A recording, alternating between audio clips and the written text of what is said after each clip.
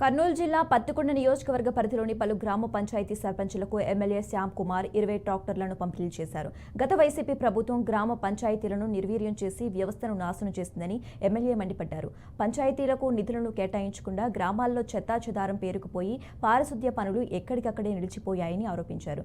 గ్రామ పంచాయతీలకు కేంద్రం నుండి వచ్చిన నిధులను కూడా దారి మళ్లించుకుని దోచుకుతిన్న ఘనత జగన్మోహన్ రెడ్డిదని ధ్వజమెత్తారు. చంద్రబాబు ముఖ్యమంత్రిగా పాలన ప్రారంభించి నెల రోజులు గడవక ముందే పంచాయతీలకు చెత్తాచెదారం తరలించేందుకు ట్రాక్టర్లను మంజూరు చేశారని తెలిపారు.